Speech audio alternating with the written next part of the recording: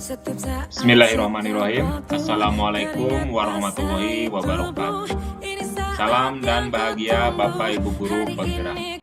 Saya Ikin Asikin, mengajar di SD Negeri 3 Karangkancana, calon guru penggerak Angkatan 7 Kabupaten Kuningan, kelas B718 Jawa Barat, dengan fasilitator Ibu Eni Usmawati MPD dan pengajar praktik Bapak Sulaiman MPD.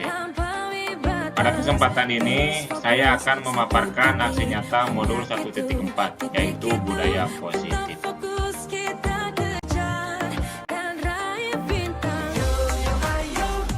Pada aksi nyata modul 1.4 ini, ada dua kegiatan yang saya laksanakan. Yang pertama adalah pembentukan keyakinan kelas bersama siswa.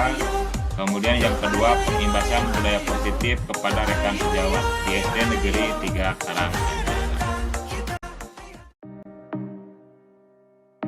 Latar belakang aksi nyata.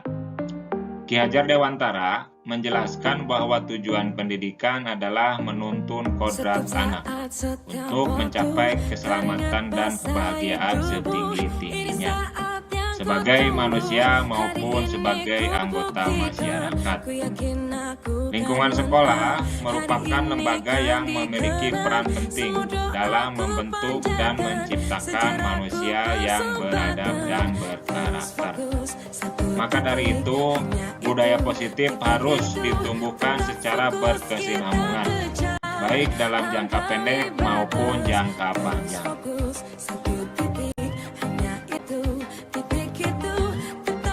Tujuan pelaksanaan aksi nyata ini adalah untuk mewujudkan disiplin positif yang kemudian menjadi budaya positif, di mana peserta didik senantiasa menjalankan keyakinan kelas yang disepakati bersama.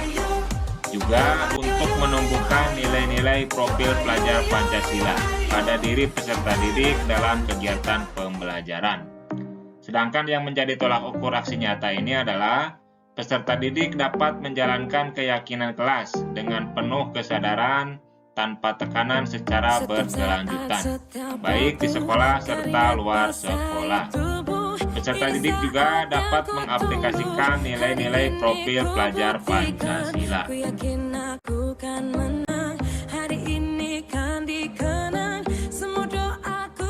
Lini masa tindakan yang akan dilakukan.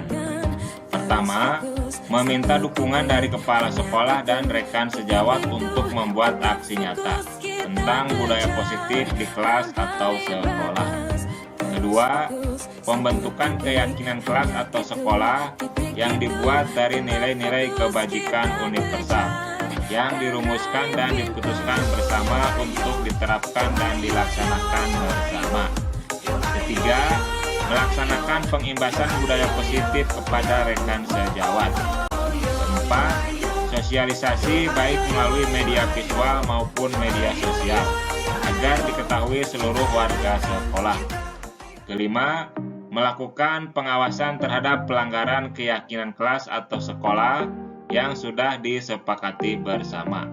Terakhir, yang keenam, melakukan evaluasi, apresiasi, dan tindak lanjut pelaksanaan keyakinan kelas atau keyakinan sekolah.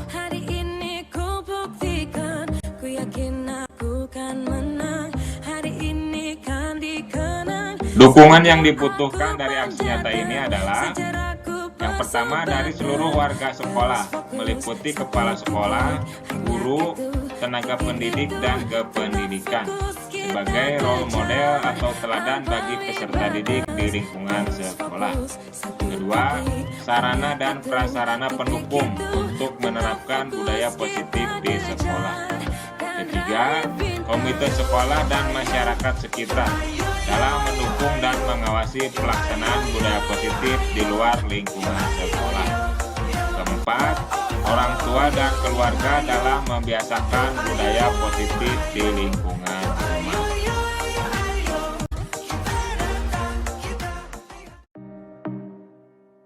Baiklah anak-anak, hari ini kita akan membuat keyakinan kelas yang akan nanti kita Setiap saat, setiap waktu, keringat basahi tubuh.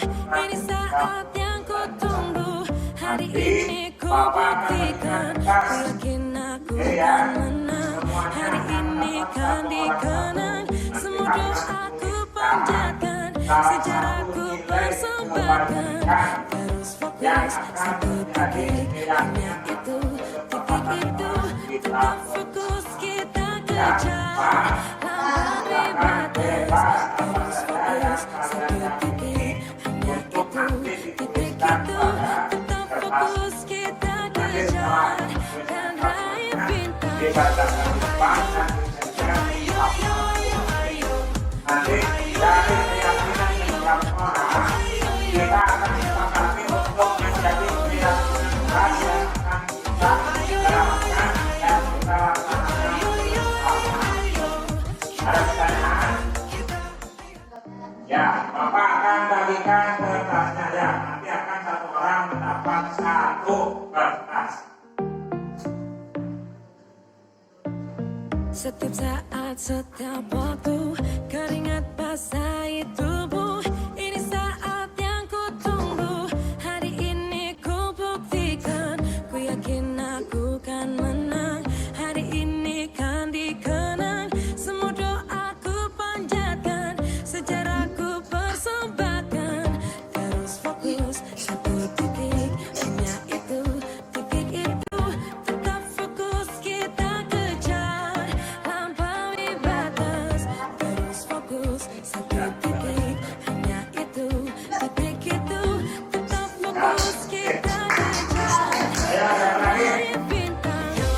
Ayo, ayo, ayo, ayo, ayo. Ayo, ayo, ayo, ayo.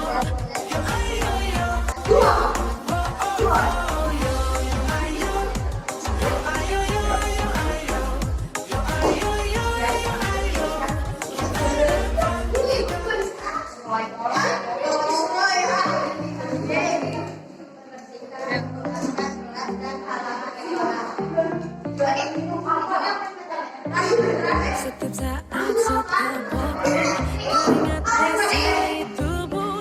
Ini saat yang ku tunggu. Hari ini ku buktikan, ku yakin aku kan menang. Hari ini kan dikenang, semua doaku panjatkan, sejarahku persembahkan.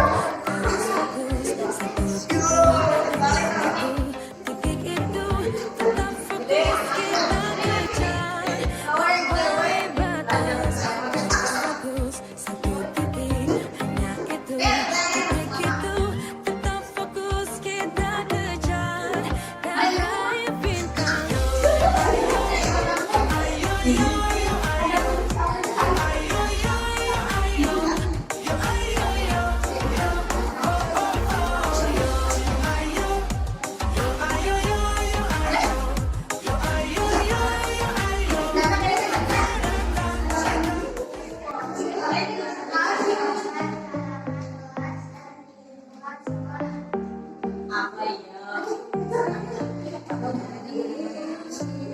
Setiap saat, setiap waktu, keringat basahi tubuh. Ini saat yang ku tunggu. Hari ini ku buktikan, ku yakin aku kan menang. Hari ini kan dikenang, semua doaku panjatkan, sejarahku persembahkan.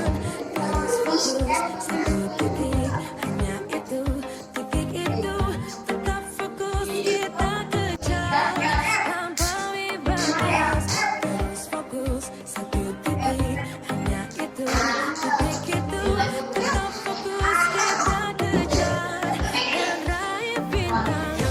Ayo, ayo, ayo, ayo, ayo.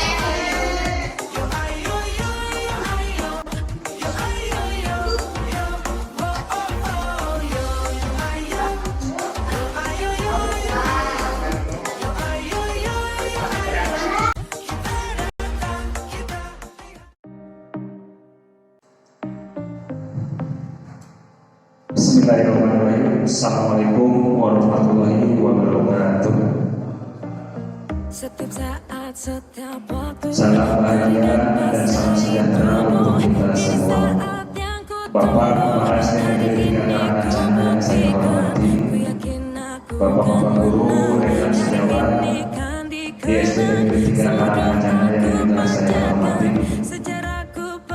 Puji syukur kita pada bantuan Yang Maha Esa pada hari ini bisa berkumpul hadir dalam kegiatan pengibasan budaya positif di SDM Negeri Rencana. Salawat bersama salam semoga kepada Nabi kita Nabi besar Muhammad SAW.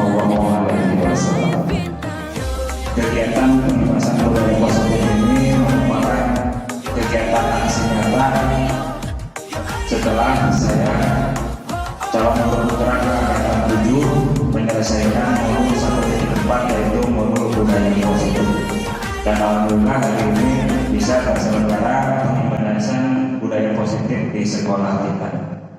Adapun beberapa materi yang akan saya sampaikan pada kegiatan hari ini diantaranya adalah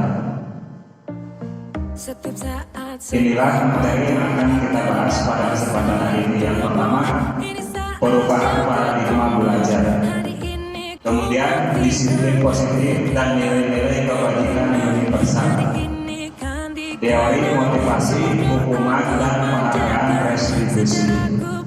Yang keempat, keyakinan kelas.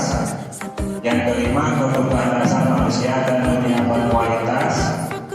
Berikutnya, restitusi 5 posisi kontrol. Dan yang terakhir, restitusi segitiga restitusi. Baik, di sini akan saya bahas satu persatu. Yang pertama, perubahan paradigma belajar. Pendidikan adalah sebuah proses perubahan sikap dan perilaku seorang atau kelompok orang dalam usaha mendewasakan manusia. Upaya pengajaran perhatian. Pengajaran harus menuntun segala kodrat pada anak. Jadi intinya paradigma belajar sekarang berbeda dengan zaman dahulu. Kita harus menuntun laku dan kodrat anak sesuai perkembangan zaman sekarang, agar anak dapat mencapai keselamatan dan kebahagiaan yang setinggi-tingginya sebagai manusia maupun sebagai anggota masyarakat. Tugas kita dalam mengajar sebagai guru harus bersifat among sesuai dengan trilogi Ki Ageng Dewantara, Ing Arso Suntulodo, Ing Madya Pamangkaso dan Tuturi Handayani, serta pembelajaran yang berpihak kepada murid. Selain itu, ketika kita pembelajaran juga harus menggunakan asas trikon, yaitu kontinu, kemudian konvergen dan konsentris. Kontinu artinya seorang pendidik harus menuntun murid dengan melakukan perencanaan dan pengembangan yang berkesinambungan, menyatu dengan alam, kemudian secara berkesinambungan mewariskan peradaban. Sedangkan konvergen artinya seorang pendidik harus menuntun murid pada pemikiran yang terbuka terhadap segala sumber, jadi dari berbagai sumber belajar, mengambil praktik baik dari kebudayaan lain, dan menjadikan kebudayaan kita sebagai bagian dari alam universal.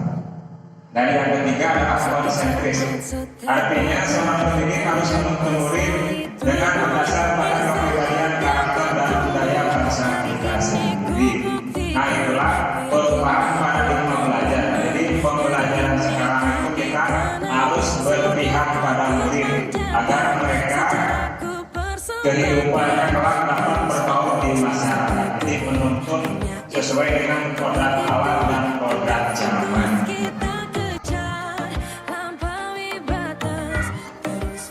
Bapak-bapak guru yang saya hormati, berikutnya itu disiplin positif dan nilai-nilai kebajikan universal. Menurut Ki Ageng Dewantara dan disiplin adalah belajar untuk mengontrol diri agar dapat mencapai tujuan yang mulia. Disiplin dimaksud adalah disiplin diri untuk memotivasi internal. Seseorang yang memiliki disiplin diri berarti dapat bertanggung jawab terhadap apa yang dilakukannya karena perilakunya berdasarkan nilai-nilai kebajikan. Jadi dalam disiplin harus ada nilai-nilai kebajikan yang harus ditanamkan kepada murid. setiap Nilai-nilai kebajikan adalah sifat-sifat positif manusia yang merupakan tujuan mulia yang ingin dicapai secara individu. Dengan meraihkan nilai-nilai kebajikan yang diyakini, maka motivasi intrinsik seseorang akan terbangun. Nilai-nilai kebajikan universal diantaranya yaitu yang sering kita ketahui: keadilan, kemudian tanggung jawab, kejujuran, bersyukur, lurus hati, berprinsip, integritas, kasih sayang, rajin, komitmen, percaya diri, kesabaran, dan juga lain-lain. Nah, dari nilai-nilai kebajikan universal itu yang harus selalu kita tanamkan, kita terapkan kepada anak didik kita, kepada murid kita ketika kita mengajar di kelas. Selanjutnya yaitu teori motivasi, hukuman dan penghargaan restitusi. Terdapat 3 perilaku motivasi manusia. Yang pertama, untuk menghindari ketidaknyamanan atau hukuman. Jadi perilaku manusia itu ada 3. Yang pertama, untuk menghindari ketidaknyamanan atau hukuman. Yang kedua, mendapatkan imbalan atau penghargaan dari orang lain. Jadi ketika kita berperilaku atau berperilaku, ada yang motifnya ingin dihargai atau mendapat imbalan dari orang lain. Kemudian yang ketiga, untuk menjadi orang yang mereka inginkan dan menghargai diri sendiri dengan nilai-nilai yang mereka percayai. Nah, ini yang paling baik atau yang harus kita tanamkan, yaitu yang poin yang ketiga, untuk menjadi diri sendiri. Ya. Kemudian hukuman, penghargaan, dan restitusi. Hukuman dan penghargaan merupakan cara mengatur perilaku seseorang yang dapat menghancurkan potensi pembelajaran sesungguhnya. Hukuman bersifat tidak berencana atau tiba-tiba. Murid tidak dilibatkan dalam memberi hukuman dan bersifat satu arah.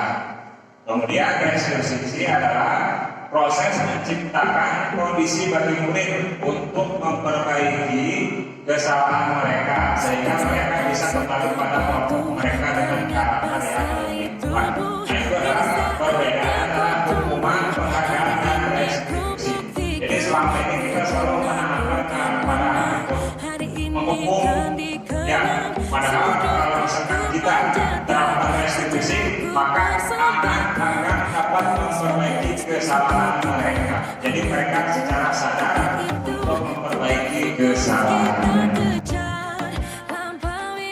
Berikutnya yaitu keyakinan kelas. Nah, kali bapak-bapak sudah tahu, selama ini kita ketika di kelas atau di sekolah ada tata tertib atau aturan yang harus kita keluar ke sekolah, murid kita atau kita sendiri kita laksanakan tata tertib. Tetapi dengan paradigma baru, aturan itu menjadi keyakinan. Kenapa?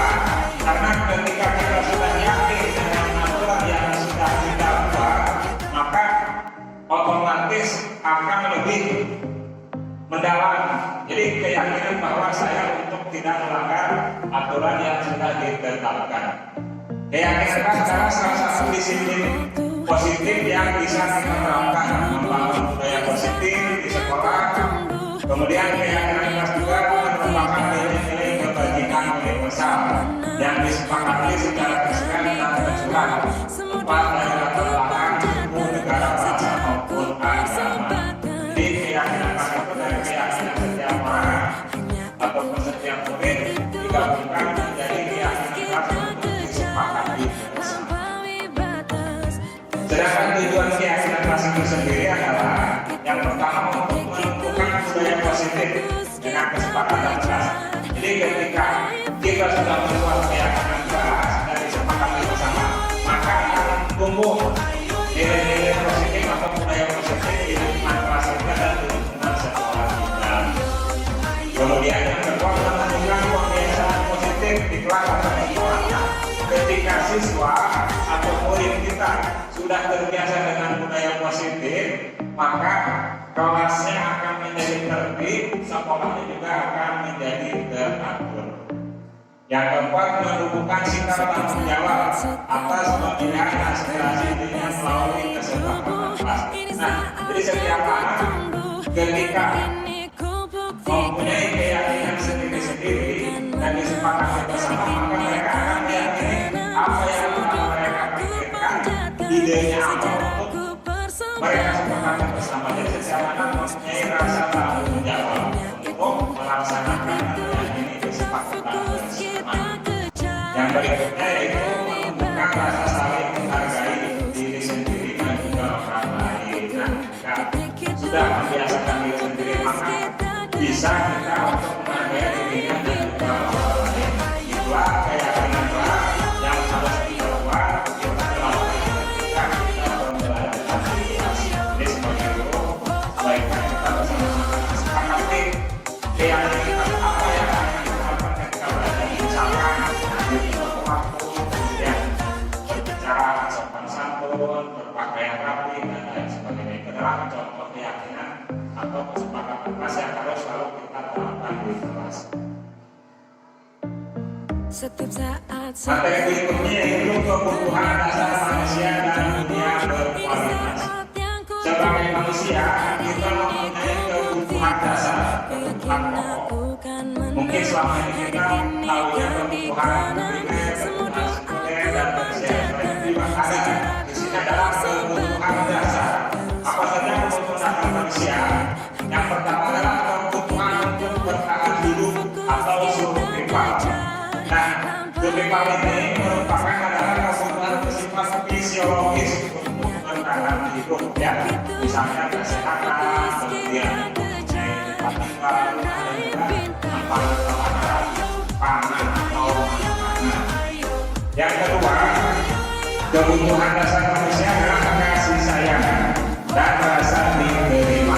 Jadi kita mempunyai kebutuhan dasar untuk mempunyai rasa kasih sayang pada diri sendiri dan juga kepada orang lain dan rasa diterima. Jadi setiap orang pasti ingin disayangi dan ingin diterima oleh orang lain. Begitupun ketika kita di kelas. Setiap anak harus kita sayangi dan harus kita terima apapun kodrat mereka atau mata mereka, kita harus sayangi dan harus kita terima. Yang ketiga, kebebasan atau freedom. Anak-anak harus mempunyai kebebasan. Kebebasan mereka dalam memilih materi, memilih pembelajaran, memilih model pembelajaran. Pasti mereka punya pembelajaran gaya belajar yang berbeda. Jadi kita sebagai guru harus memberikan kebebasan kepada mereka untuk menentukan gaya atau pembelajarannya seperti apa. Kita sebagai guru tugasnya itu memfasilitasi. Kemudian yang keempat, kesenangan atau fun. Kebutuhan akan kesenangan juga kebutuhan untuk mencari kesenangan, bermain dan tertawa. Nah, ini adalah pada anak juga. Anak itu masih dalam dunia bermain dan untuk kesenangan. Jadi ketika belajar mereka harus bahagia, harus senang, tidak merasa tertekan. Kemudian yang kelima yaitu penguasaan atau power. Penguasaan atau power merupakan kebutuhan kemampuan atas kemampuan yang berhubungan dengan kekuatan. Mendapat sesuatu menjadi kompeten dan menjadi terakhir. Diakui atas prestasi dan keterampilan yang dimiliki. Untuk dapat membuat pencapaian dihormati, didengarkan, meningkatkan kemampuan, memiliki rasa harga diri. Jadi ketika anak berprestasi, maka penguasaan makin meningkat. Mereka menguasai materi yang sudah kita sampaikan. Berikutnya adalah posisi kontrol guru. Nah, kita sebagai guru terdapat 5 posisi kontrol. Yang pertama adalah penghukum. Penghukum adalah seorang guru bila atau bisa menggunakan hukuman fisik atau verbal. Jadi kalau kita anak atau misalkan mengata-ngatai anak itu termasuk jenis hukuman. Kemudian yang kedua, membuat orang merasa bersalah. Pada posisi ini guru hanya biasanya untuk bersuara lebih lembut. Jadi siswa dengan suara rendah. Jadi agar mereka merasa oh iya saya salah. Seperti itu. Yang ketiga, posisi guru sebagai teman. Jadi anggap siswa kita, murid kita sebagai teman. Guru tidak akan menyakiti murid, namun tetap mengontrol murid melalui persuasi. Yang keempat, monitor atau memantau. Guru tugasnya mengawasi, mengontrol perilaku, tindakan siswa ketika di kelas dan juga di sekolah. Dan yang kelima adalah manajer.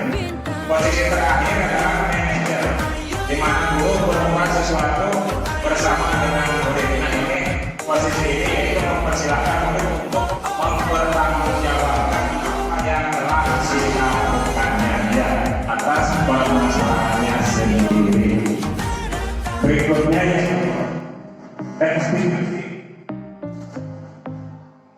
restitusi sertifikat.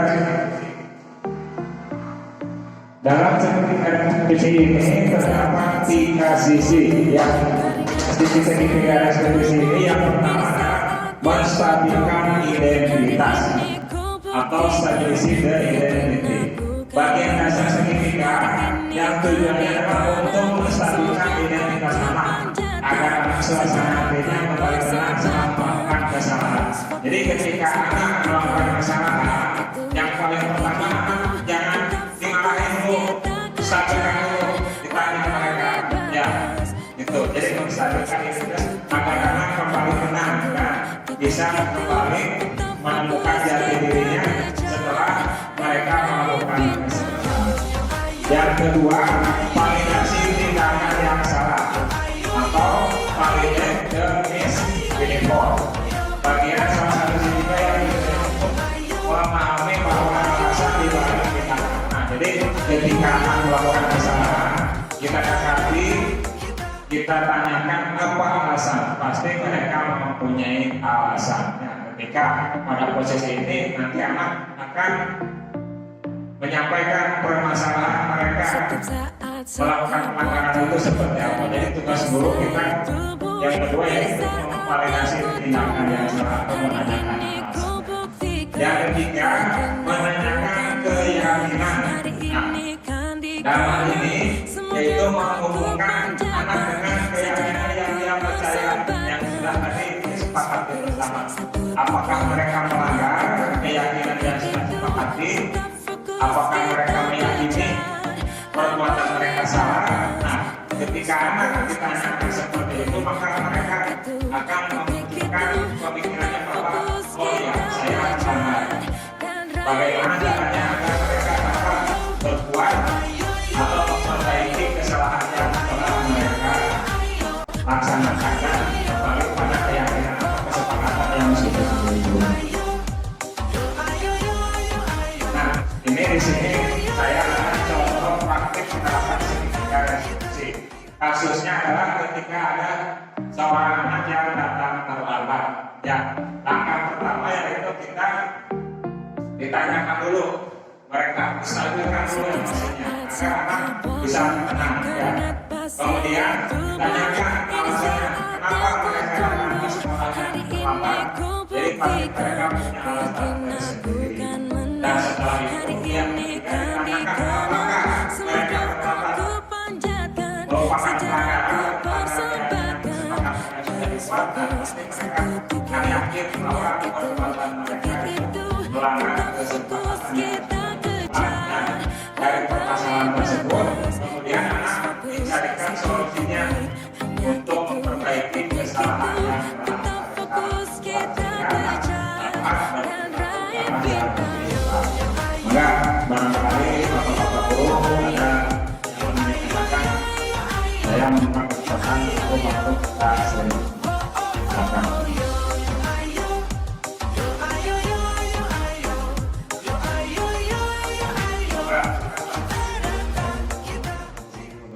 Waalaikumsalam warahmatullahi wabarakatuh.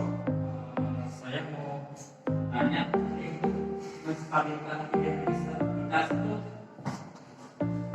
Setiap saat, setiap waktu, keringat basahi tubuh. Ini saat yang ku tunggu.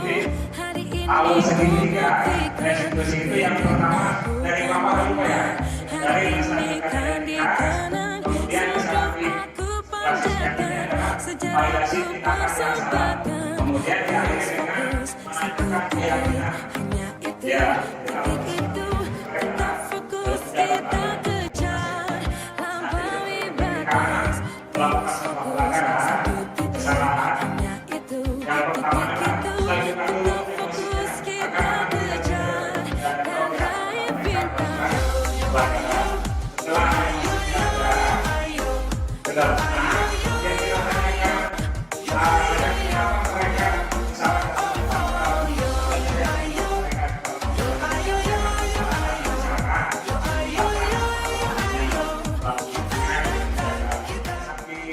atau ada kegiatan keluarga atau misalkan mereka asik main game, itu pasti mereka punya alasan-alasan sendiri.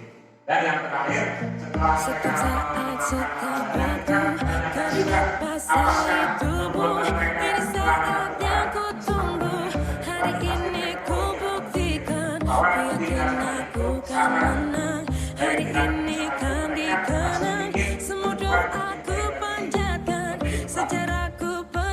terima kasih. Terus fokus satu titik, hanya itu, titik itu, tetap fokus kita kejar, lampaui batas. Terus fokus satu titik, hanya itu, titik itu, tetap fokus kita kejar dan raih bintang. Nah, ini ya kesepakatan yang terakhir yang tapi alasannya mereka terima. Jadi ketika kita menstabilkan emosi, anak kita kuliah.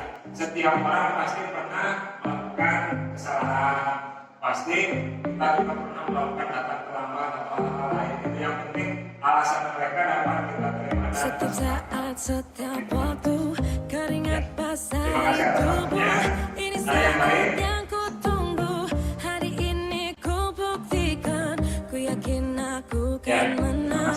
Hari ini kan dikenang, semua doaku panjatkan, sejarahku persembahkan. Terus fokus Apa yang satu telah titik, tadi saya sampaikan bermanfaat khususnya untuk saya sendiri dan juga untuk kita semua. Semoga harapan kedepannya kita dapat lebih baik menjadi guru yang dapat menyampaikan pembelajaran yang berpihak pada murid. Dari saya, wassalamualaikum warahmatullahi wabarakatuh.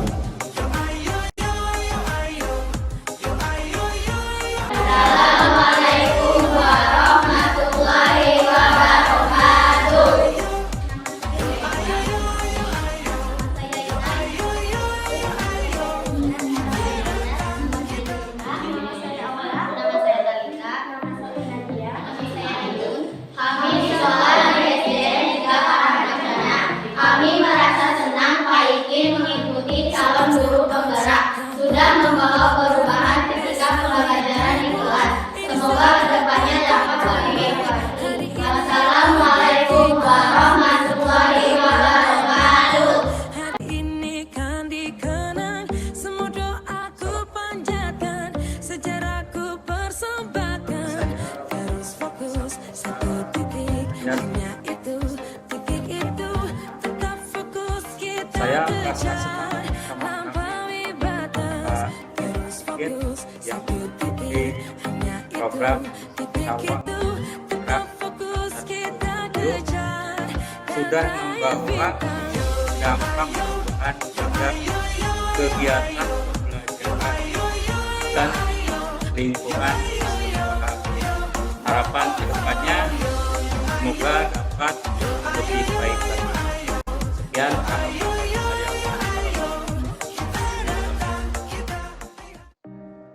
Assalamualaikum warahmatullahi wabarakatuh. Nama saya Nadi Arif Budiman. Saya mengajar di SDN 3 Tarakan. Setiap saat, Saya setiap merasa waktu, senang keringat salah satu dari basahi angkatan tubuh. SDN Ini saat yang ku tunggu. Hari ini ku buktikan, ku yakin aku kan menang. Hari ini kan dikenang, semua doaku panjatkan, sejarahku persembahkan. Terus fokus satu titik, hanya itu, titik itu. Tetap fokus kita kejar, lampaui batas. Terus fokus satu titik, hanya itu, titik itu.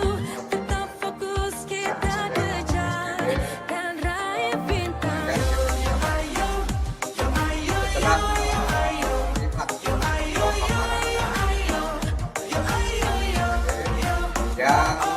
yang mengikuti program pendidikan, saya memutuskan mudah-mudahan dari teori dan prakteknya ini bisa membawa perubahan khususnya di SD kami, SD 3 Karangancana, khususnya bagi SD-SD yang lain. Barangkali Setiap saja saat, setiap kami waktu, keringat basahi tubuh. Bapak Ini Idin, saat semoga yang ku beliau tunggu. mendapat Hari ini ku limpahan dari buktikan, ku yakin aku kan membuat menang. perubahan Hari khususnya ini kan niat dikenang, barangkali semua saja doaku panjatkan, sejarahku beliau persembahkan. bila itu walhidayah. Wassalamualaikum warahmatullahi Hanya itu, titik itu. Tetap fokus kita kejar, lampaui batas. Terus fokus satu titik, hanya itu, titik itu. Tetap fokus kita kejar dan raih bintang.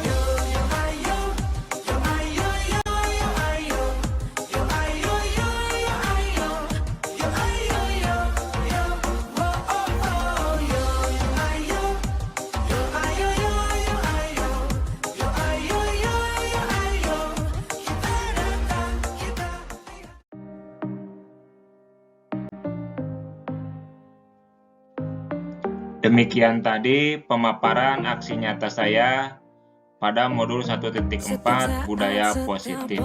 Semoga bermanfaat. Salam dan bahagia. Billahi taufiq wa hidayah. Wassalamualaikum warahmatullahi wabarakatuh. Aku kan